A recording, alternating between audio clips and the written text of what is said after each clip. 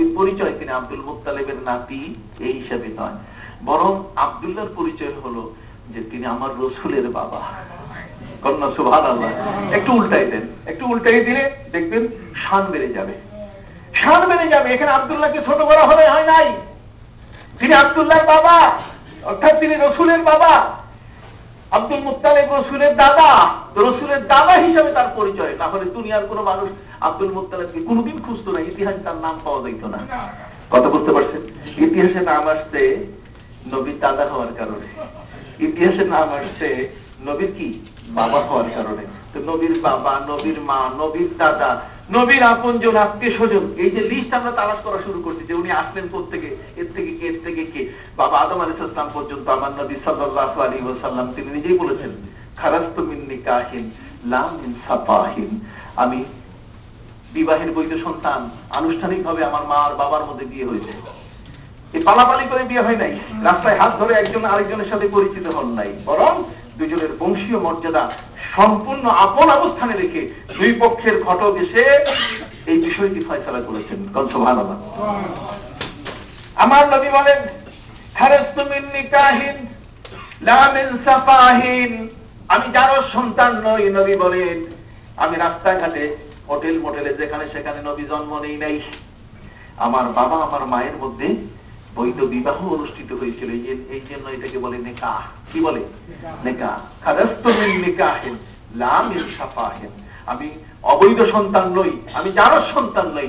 মিল্লাদুল আদমা ইলা আন ওয়ালাদানি আবি ওয়া উম্মি, বাবা আদম আলাইহিস সালাম থেকে নিয়ে আমার মা বাবা আমাকে জন্ম দেওয়া পর্যন্ত এর মাঝখানে বলে ইউসিবনি সাফাহুল জাহিলিয়া, আমার রাসূল সাল্লাল্লাহু আলাইহি ওয়াসাল্লাম বলছেন এর মধ্যে কোনো অবৈধ রক্ত, ব্লাড, কোন শিরক, কোন মুশরিকের রক্ত আমার জন্মের মাঝখানে অংশ এখানে কোনদিন মিলিত হতে পারে নাই। সুবহানাল্লাহ। যিনি বংশপুঞ্জি এত চমৎকার বললেন, তার মিলাদ নিজে করলেন, কথা কর না, নিজের জন্মের বিবরণ নিজেই দিচ্ছেন, বাবা আদম থেকে আমি পর্যন্ত ইলান ওয়ালাদানি আবি ওয়া উম্মি, আমার মা আর আমার বাবা উভয় আমাকে জন্ম দেওয়া পর্যন্ত এর মাঝখানে কোন মুশরিকের রক্ত প্রবেশ করে নাই, আল্লাহ বিরোধী কোন লোকের রক্ত এর মাঝখানে প্রবেশ করে নাই।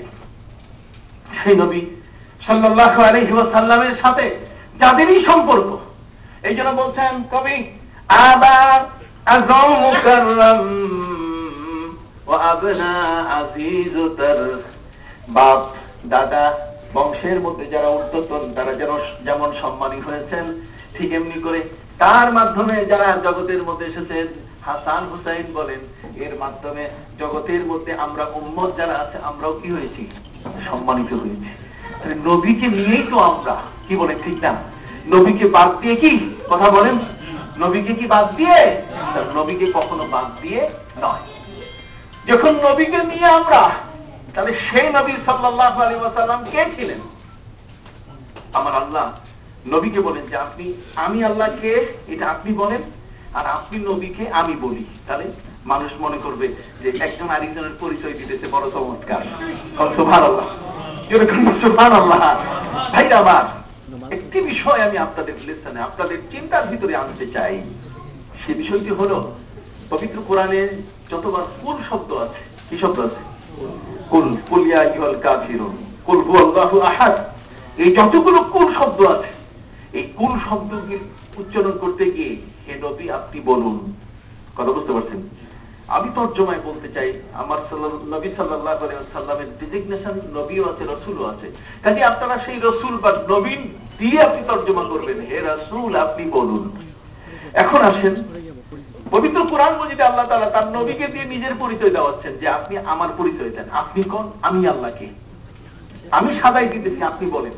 বলাটা বলবেন আপনি, আর আমি আল্লাহ বলতেছি, সাদাই দিতেছি আমি, কারণ আপনি বললে আমার পরিচয়টা সবাই শুনবে।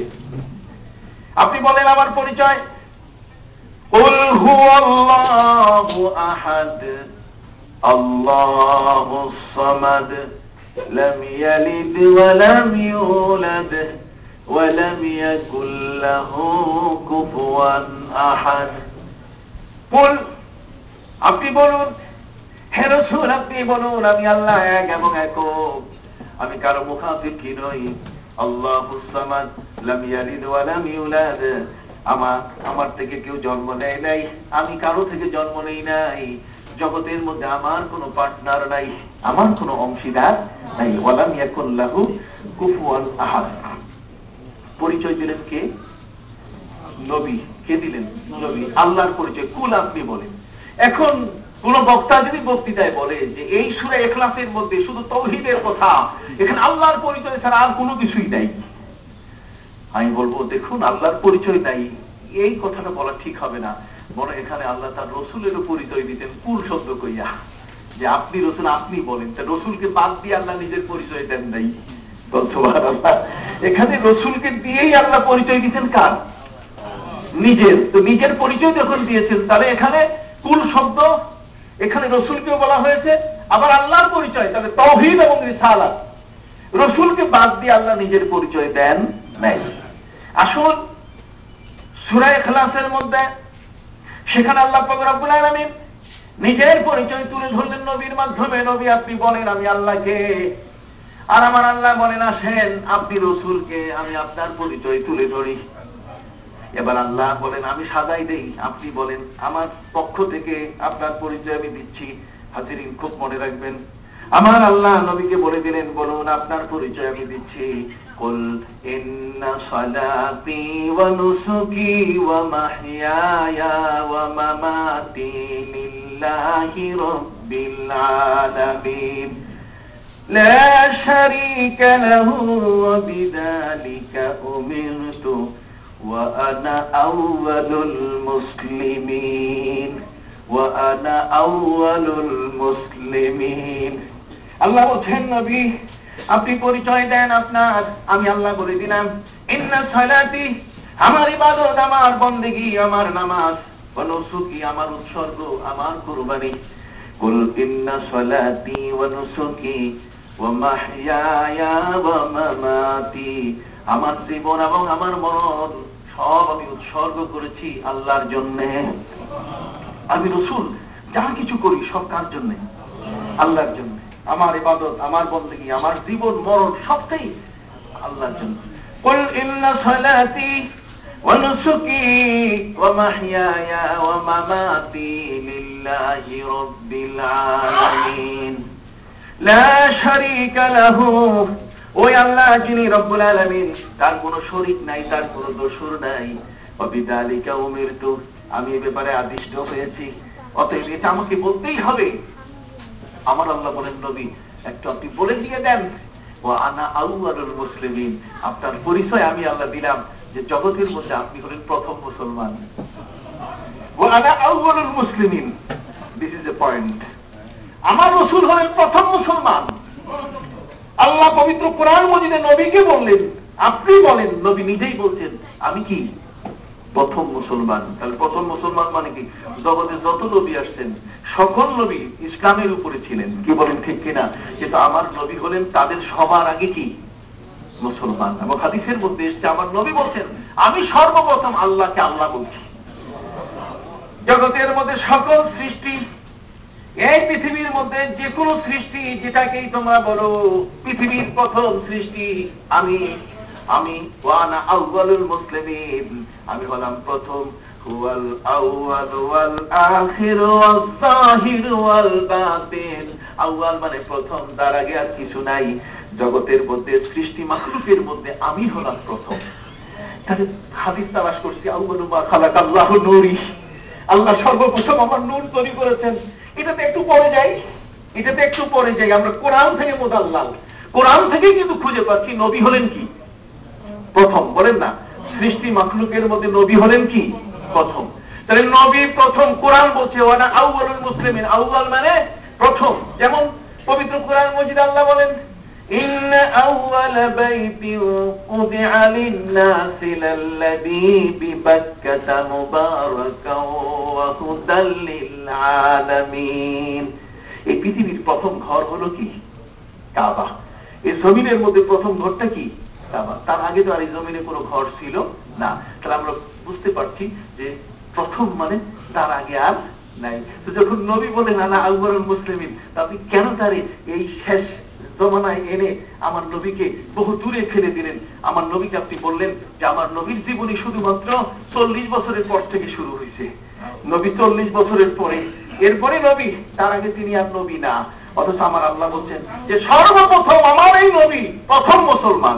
সুবহানাল্লাহ, আল্লাহর ভাষায় আল্লাহ নিজেই বলছেন আনা আউয়ালুল মুসলিম। আপনি ডিফারেন্সটা বুঝার চেষ্টা করবেন। আজকে আমরা যাদের বক্তব্য শুনি, যারা আমাদেরকে বিভ্রান্ত করতে চায়, আমরা বলি সর্বপ্রথম আল্লাহ নবীকে সৃষ্টি করেছেন, নবীর নূরকে সৃষ্টি করেছেন। ভাইরা আমার, যদি সর্বপ্রথম পবিত্র কোরআন মজিদের পরিষ্কার ভাষা ওয়া আনা আউয়ালুল মুসলিমিন, আউয়াল শব্দের অর্থ হলো প্রথম। দুনিয়ার মধ্যে কিছু তর্জমা আজকে আমাদের মধ্যে কিছু মানুষ এমন ভাবে সৃষ্টি করেছে যাতে নবীর ইজ্জত আমাদের মুখে নষ্ট হচ্ছে, আমরা কখনো সে তার প্রতি তাকাই না। আমরা বলি ওয়াল্লাযী বাআসা ফিল উম্মিয়িনা রাসূলাম মিনহুম, এই পৃথিবীর মধ্যে আল্লাহ যিনি মূর্খদের মধ্য থেকে তাদের একজন নবী পাঠিয়েছেন। তাহলে এখানে তর্জমা করতে গিয়ে উম্মি বলতে গেলে আমরা কি বললাম? মূর্খ বললাম। কতক্ষণ না? উম্মি বলতে গেলে কি বললাম? মূর্খ। কিন্তু আমার জানা মতে কোন লোকাতে উম্মি শব্দের অর্থ মূর্খ নাই। আমি আপনাদেরকে বলে গেলাম, আমার তো একটা নিজস্ব গবেষণা আছে। কথা বুঝতে পারছেন? উম্মি শব্দের অর্থ কোথাও মূর্খ নাই। উম্মুন মানে কি জানেন? উম্মুন মানে মা। উম্মুন মানে কি? উম্মি মানে মাওয়ালা নবী। আমার নবী বলেছেন আলা নবী উম্মিয়াতুন, আমি মাওয়ালা নবী। পৃথিবীতে আসার আগে মায়ের গর্ভে যখন আমি ছিলাম, এই মায়ের গর্ভে এর থেকে জন্ম নেওয়ার আগে আমার বাবা দুনিয়া থেকে বিদায় নিয়েছেন। পৃথিবীতে জন্ম নেওয়ার পরে আমি আমার মাকে শুধুমাত্র পেয়েছি, আমার বাবাকে পাই নাই। আরবের নিয়ম হচ্ছে কোন শিশু যদি মায়ের পেটে থাকতে তার বাপ মারা যায়, বাবা যদি ইন্তেকাল করে, তাহলে ওই শিশু জন্ম নিলে সবাই তাকে উম্মি বলে ডাকে। সবাই তাকে কি বলে ডাকে? উম্মি বলে ডাকে। কত বড় দুঃসাহস! আমার নবী সাল্লাল্লাহু আলাইহি সাল্লামকে মূর্খ বলে একদল মানুষ কথা বলে। অথচ নবী নিজের পরিচয় তুলে ধরেছেন, বুইস্তু মুআল্লিমান, আমি শিক্ষক হয়ে আগমন করেছি। নবী বলছেন আমি তোমাদের শিক্ষক হয়ে আগমন করেছি। এবং আল্লামাকা মা লাম তা'লাম, আল্লাহ নিজেই নবীকে শিক্ষা দেওয়ার ব্যাপারে আলাদাভাবে আলাদা স্পেস তৈরি করে পবিত্র কোরআনে আলাদা অংশে নবীর পরিচয় তুলে ধরেছেন। নবীকে আমি আল্লাহ শিখাইছি। এবং আমার নবী নিজেও কোনদিন বলেন নাই পৃথিবীর কোন শিক্ষক আছে বলে নবী কাউকে তিনি চিহ্নিত করেন নাই। বরং আমার নবী তার নিজের শিক্ষার পরিচয় দিতে গিয়ে তিনি বলেছেন আল্লামানি রব্বি ফাআহসানা তা'লিমি ওয়া আদাবানি রব্বি ফাআহসানা তা'দীবি। সুবহানাল্লাহ। আল্লামানি রব্বি ফাআহসানা তা'লিমি, আমার আল্লাহ আমাকে উত্তম এলেম দান করেছেন, পৃথিবীর সেরা জ্ঞান আমাকে দান করেছেন। এই জন্য নবীর জ্ঞানের মধ্যে কোনো ভেজাল নাই, নবীর হাদিসের মধ্যে কি নাই? ভেজাল নাই। নবীর বাণীগুলো হচ্ছে এত স্বচ্ছ, এত পবিত্র, জগতের মধ্যে প্রত্যেকটি বাণীর উপরে এক একটা জগৎ চলতে পারে। কি বলে, ঠিক কিনা? নবী হচ্ছেন জাওয়ামিউল কালিম, অল্প শব্দের ভেতরে দুনিয়ার এত বড় বড় কথাগুলো তিনি বলে দিয়েছেন। আমার নবী আটলান্টিকের মতো বিশাল সাগর সম জ্ঞান ভান্ডারকে তিনি একটা কলসের মধ্যে ঢুকাই এনে দিয়েছেন। সুবহানাল্লাহ। নবী মুহাম্মদুর রাসূলুল্লাহ সাল্লাল্লাহু আলাইহি ওয়াসাল্লাম এমন এক নবী যিনি নিজেই বলেছেন উতিতু ইলমাল আউয়ালিন ওয়াল আখিরিন, আমার আগে যারা আর আমার পরে যারা কোনটাই বাদ নাই, আল্লাহ সব এলেম আমার মধ্যে দিয়ে দিয়েছেন।